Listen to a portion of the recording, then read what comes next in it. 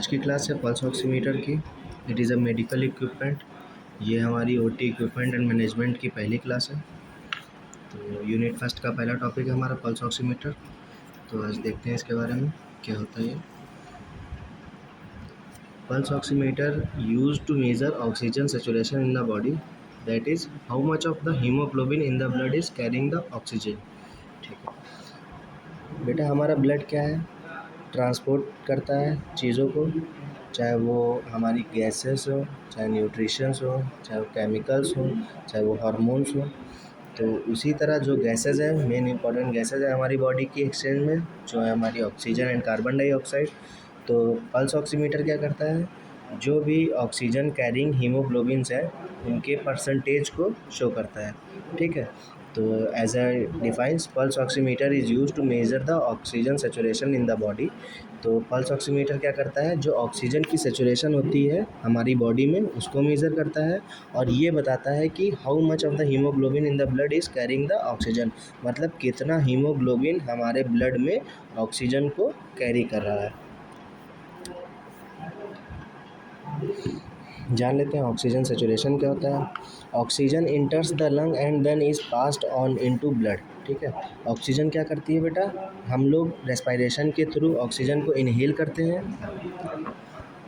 जो भी इन्हेलेशन के थ्रू हम ऑक्सीजन अपनी बॉडी के अंदर इनहेल करते हैं वो लंग्स में पास आउट होती है रेस्पिरेटरी ट्रैक्ट के थ्रू, और फिर वहाँ पर एल्वुलर एक्सचेंज के बाद ब्लड से एक्सचेंज हो जाता है गैसेस का, और ऑक्सीजन कहाँ पहुँच जाती है, ओवरऑल हमारे ब्लड में।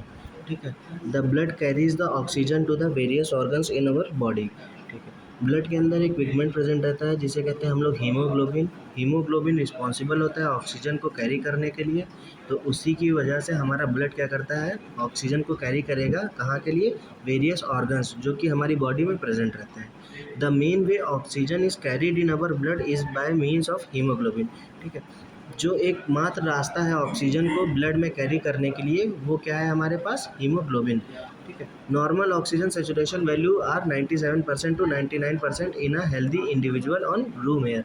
जो हमारा नॉर्मल ऑक्सीजन सेचुरेशन है वो 97 टू 99% है किसी भी एक इंडिविजुअल का, कहाँ पर, एक रूम एयर पे। मतलब एक नॉर्मल इंसान इन्वायरमेंट में जब भी इन्हेलेशन करता है तो उस टाइम पर हमारा ऑक्सीजन का सेचुरेशन 97% टू 99% होता है। रेशियो क्या होता है हमारा सेचुरेशन का, ये जो ब्लू वाले ये बॉक्सेस हैं ये क्या है, डीऑक्सीजनेटेड हीमोग्लोबिन्स हैं। तो इस पर डीऑक्सीजनेटेड हीमोग्लोबिन्स पर कोई भी ऑक्सीजन नहीं होता। तो पहले वाले केस में किसी भी हीमोग्लोबिन के पास कोई भी ऑक्सीजन नहीं है, इसका मतलब यहाँ पर 0% सेचुरेशन है ऑक्सीजन का। ठीक है, फिर सेकंड वाले केस में देख लेते हैं। सेकंड वाले केस में हमारे पास टोटल 16 बॉक्सेस हैं जिसमें 8 बॉक्सेस ऑक्सीजन कैरिंग है और 8 बॉक्सेस विदाउट ऑक्सीजन कैरिंग है। तो यहाँ पर परसेंटेज के नाम पर हमारे पास 50% सेचुरेशन ऑक्सीजन का हो गया है। और फिर वहीं पर हमारे पास लास्ट में सारे के सारे मतलब 16 के 16 हीमोग्लोबिन्स ऑक्सीजन कैरी कर रहे हैं। इसका मतलब हमारे पास ऑक्सीजन का सेचुरेशन 100% हो गया है।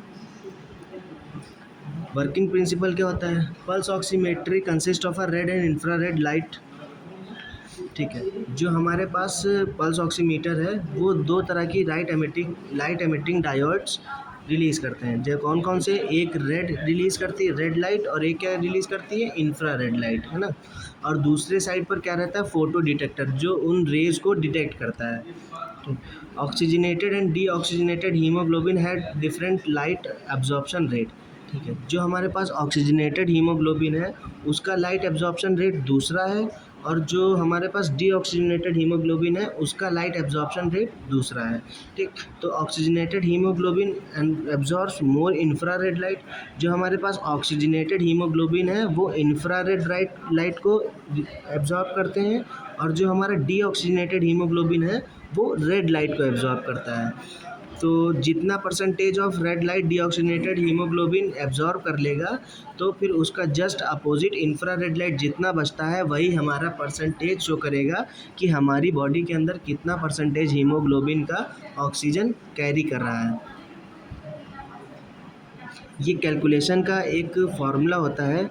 जो हमारा ऑक्सीजन का सैचुरेशन होता है वो हम कैसे कैरी करते हैं, जो हमारे पास ऑक्सीजनेटेड हीमोग्लोबिन है upon oxygenated plus deoxygenated haemoglobin, उसको हम 100% से रेशियो में कन्वर्ट कर लेते हैं, और वही हमारा क्या बता देता है कि हमारी बॉडी में कितना percentage saturation of haemoglobin present है। अब इसको यूज़ कैसे करते हैं, ठीक है। Finger is placed in between the light sources and a light detector, non absorb light by finger reaches at detector, the light is emitted from light source which goes across the pulse oximeter, probe the light reaches to the light detector. ठीक है बेटा, मैं एक diagram बना रहा हूँ, ऐसे समझ लेते हैं। ये हमारा क्या है, पल्स ऑक्सीमीटर है, ठीक है। ये हमारा पल्स ऑक्सीमीटर है, और ये रेड कलर से जो शो कर रहा है ये हमारे पास लाइट एमिटिंग डायोड है। ये हमारा रेड कलर से इंफ्रारेड, तो इस लाइट सोर्स से बेटा हम लोग मान लीजिए ये रेड लाइट एमिट कर रहा है ना, और ये हमारा रेड लाइट एब्जॉर्बर है, ये एमिट कर रहा है और यहाँ पर एब्जॉर्ब हो रही है। तो रेड लाइट कौन एब्जॉर्ब करता है, हमारा नॉन डीऑक्सीजनेटेड हीमोग्लोबिन, है ना। तो जितनी डीऑक्सीजनेटेड हीमोग्लोबिन होंगे, मैं दूसरे कलर से डिनोट कर दूँ, डीऑक्सीजनेटेड एचबी होंगे, वो रेड लाइट एब्जॉर्ब कर लेंगे। मान लीजिए यहाँ से 10 रेज निकली, है ना, और यहाँ पर 5 रेज ये एब्जॉर्ब कर लिया, तो बेटा यहाँ पर 50%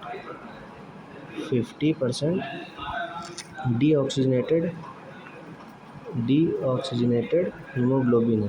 तो हमारा सैचुरेशन बेटा कितना आ गया, 50%। तो इसी तरह बेटा ये वर्क करता है, ठीक है। तो ये देख लीजिएगा, इसी तरह एक बार हम लोग रेड लाइट यूज़ करते हैं, फिर एक बार क्या यूज़ करते हैं, इंफ्रा रेड लाइट। तो इंफ्रा रेड लाइट एब्जॉर्ब करती है हमारी ऑक्सीजनेटेड हीमोग्लोबिन, है ना। तो उसी तरह चीज़ें चलती रहती हैं। फिर the amount of light absorb depends on the 3 physical property, मतलब जो भी लाइट एब्जॉर्ब होती है वो 3 फिजिकल प्रॉपर्टीज़ पर डिपेंड करती है। पहला क्या है, concentration of a light absorbing substance, मतलब जो जिस सब्सटेंस का लाइट एब्जॉर्बिंग सब्सटेंस है ना, उसकी कंसंट्रेशन क्या है, ये भी एक फिजिकल प्रॉपर्टी है। जो लाइट कितनी एब्जॉर्ब हो रही है उस पर डिपेंड करेगा। दूसरा है length of a light path in the absorbing substance, मतलब लाइट एमिटर और लाइट एब्जॉर्बेंट के बीच में कितना डिस्टेंस है। दोनों के बीच में डिस्टेंस जितनी ज़्यादा होगी उतना कम लाइट एब्जॉर्ब होगी, ठीक है। तो उस पर भी डिपेंड करता है जो पाथ लाइट एमिटर और लाइट एब्जॉर्बेंट के बीच में होगा, ठीक है, उसके डिस्टेंस पे। फिर तीसरा है हमारा oxy haemoglobin and deoxy haemoglobin absorb red and infrared light differently, मतलब जो हमारा जो लाइट एमिटर है डायोड, वो रेड लाइट रिलीज़ कर रहा है या इंफ्रारेड लाइट रिलीज़ कर रहा है।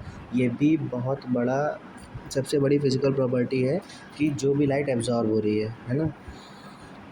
फिर प्रॉपर्टी नंबर 1 देख लेते हैं, the amount of light absorb is proportional to the concentration of a light absorbing substance, मतलब जिस सब्सटेंस का वो लाइट एब्जॉर्बेंट बना हुआ है उसकी कंसंट्रेशन के ऊपर डिपेंड करेगा कि कितनी लाइट हमारी एब्जॉर्ब हो रही है। जितना ज़्यादा कंसंट्रेशन होगी एब्जॉर्बिंग सब्सटेंस की, उतना ज़्यादा अमाउंट ऑफ लाइट एब्जॉर्ब होगा।